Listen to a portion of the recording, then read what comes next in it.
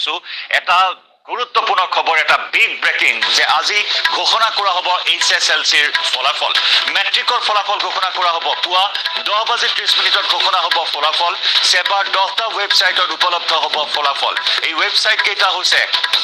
sebaonline.org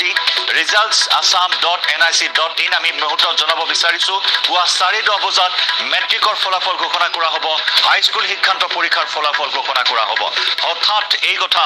এই মুহূৰ্তত ঘোষণা কৰা হৈছে ইতিমধ্যে মুখ্যমন্ত্ৰী গৰাকী কৈছিল যে 19 এপ্ৰিলৰ পিছত বা 19-20 এপ্ৰিলত ফলাফল ঘোষণা কৰা হ'ব পাৰে আৰু তাৰ প্ৰমাণ এই মুহূৰ্তত দেখিবলৈ পোৱা হ'ল মুখ্যমন্ত্ৰী ঘোষণা কৰাৰ দৰে আজি পুৱা 10:30 বজাত ঘোষণা কৰা হ'ব মেট্ৰিকৰ ফলাফল সেবাৰ 10টাকৈ ৱেবছাইটত উপলব্ধ হ'ব ফলাফল আমি এই মুহূৰ্তত ৱেবছাইট কেইটাও আগবঢ়াম নিউজ 18ৰ দৰ্শকসকলৰ বাবে 10টাকৈ ৱেবছাইটত উপলব্ধ হ'ব 10:30 বজাত মেট্ৰিকৰ ফলাফল সেবাৰ দ্বাৰা অনুষ্ঠিত এআই হ'ব অন্তিমটো মেট্ৰিকৰ ফলাফল ইতিমধ্যে অন্তিমটো মেট্ৰিক পৰীক্ষা সেবাৰ দ্বাৰা অনুষ্ঠিত হৈ গৈছে যোৱা 16 ফেব্ৰুৱাৰীৰ পৰা আৰম্ভ হৈছিল মেট্ৰিক পৰীক্ষা আৰু আজি তাৰ ফলাফল ঘোষণা কৰা হ'ব ৱেবছাইট কেইটা আমি জনাম sebaonline.org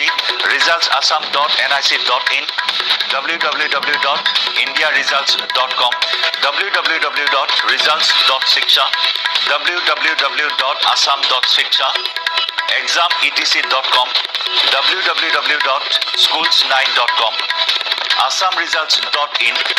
www.jagaranjos.com www.vidyavision.com এইকেইটা ৱেবছাইটত উপলব্ধ হ'ব পুৱা 10:30 বজাত মেট্ৰিকৰ ফলাফল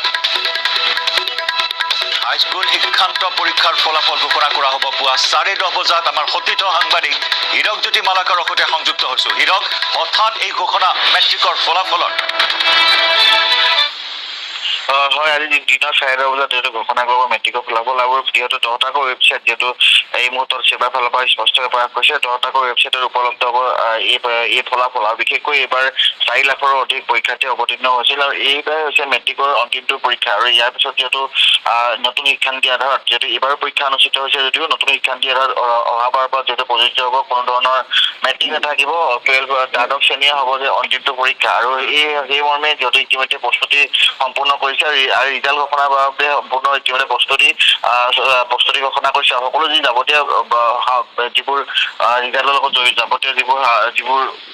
সামগ্ৰী সেই সামগ্ৰীসমূহ ইতিমধ্যে আহি পাইছেহি আৰু ৱেবছাইটত প্ৰথমে উপলব্ধ হ'ব ফলাফল আৰু এসপ্তাহৰ ভিতৰত যিসমূহ আচলতে পাছ চাৰ্টিফিকেট সেই